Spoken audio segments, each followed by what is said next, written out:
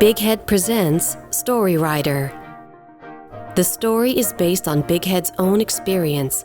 Narration by Ilana Labourene.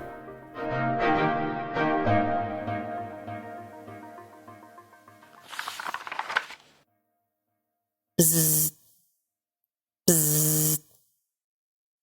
The cell phone next to the pillow continues to vibrate. A tasteless, inorganic morning.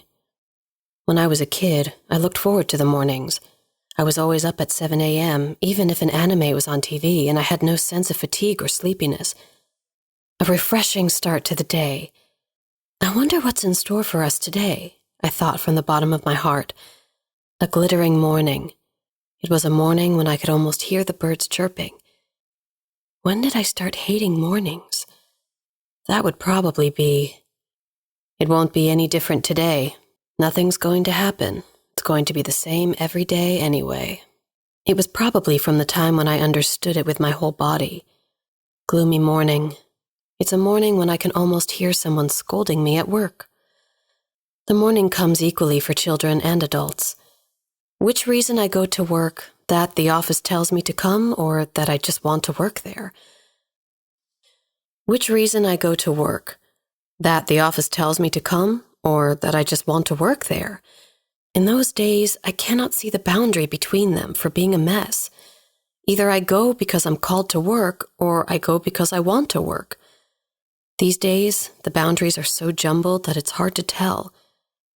When I was interviewed, "I'd love to work for your company," I'm sure I said. Now, I sleep until just in time to get to work, dragging my heavy body like a zombie to catch a packed train on a fixed route. There is no emotion there. In the past, I used to observe people's clothes and faces and make various impressions about them in my mind, but not recently. I don't want to spend extra energy thinking about it. I turn off my head and move with the least amount of energy necessary. It is energy saving as much as possible. It's automatic. Utada Hikaru's wistful melody jumps into my ears from the iPod. I'd like to immerse myself in the sentimentality of robot humans for a bit longer, but I've caught up with my workplace, so I take off my earphones. We have to flick a switch from here on out. At home, Misaki is a free-spirited creator who dreams of making a living through music. In the workplace, he is a worker who meets the needs of his customers.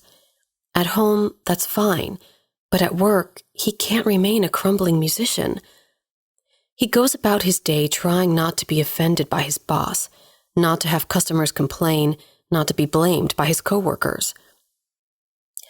I don't know if it's just a coincidence that the workplace is like that or not, but everyone in the workplace is trying to avoid making superfluous mistakes by defending their position and imposing responsibility on each other, and they are all so angry and frustrated. Many of the customers seem to be angry too. Well, that's what working is all about, isn't it? Is that so?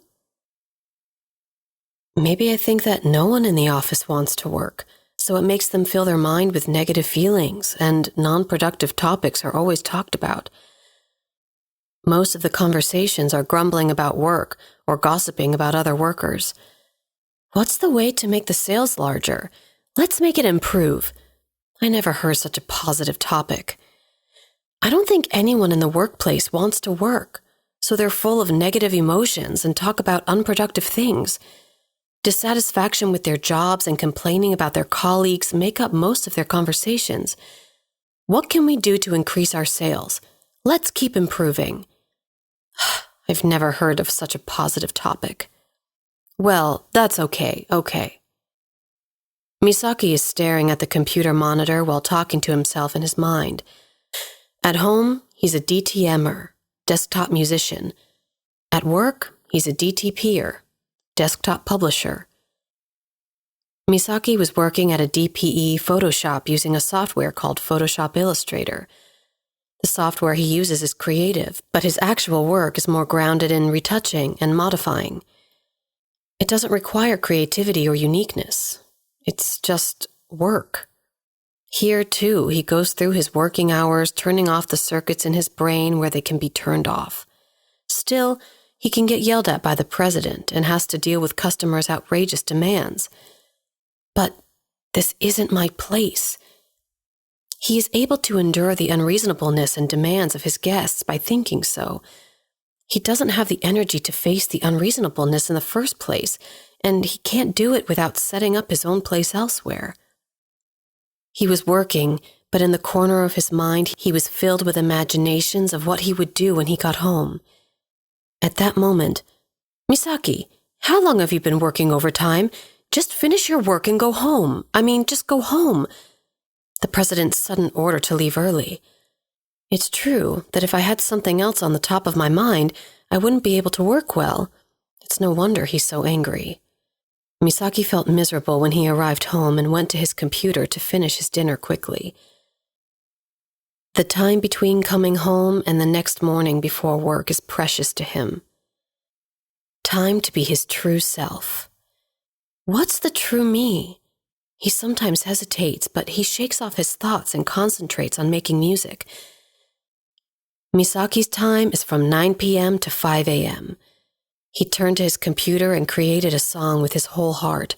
Even though he was sleepy and tired, he couldn't stop writing songs. I can't stop. When Misaki stops taking his song seriously, he's just a lethargic musician. The moment when Misaki stops taking his song seriously, he's nothing but a lethargic musician.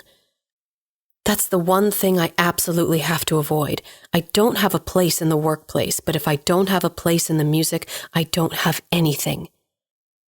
While holding the impatience that he had set up by himself, he silently typed the song. It's starting to get a little brighter, but around 4 a.m., the display on his computer shows, "Ableton Live needs to be terminated due to a problem." Oh no, it showed up. When he's focused and working on a song, he doesn't expect the software to suddenly quit. It's because he only thinks about making good songs, good performances. He doesn't think about saving his data often enough to keep it from disappearing. It's because his work is fast and he's in a good mood. It's easy to do that in the final stages of such work. Unexpected software errors. He really doesn't want to click the OK pop-up. Misaki, who knows he can't get it back and is used to the error, clicked OK and turned off the PC and went to sleep with a little irritation. That's all I do, every time. No choice but to go to bed. Thank you for listening to my podcast. Please subscribe to my podcast and my music.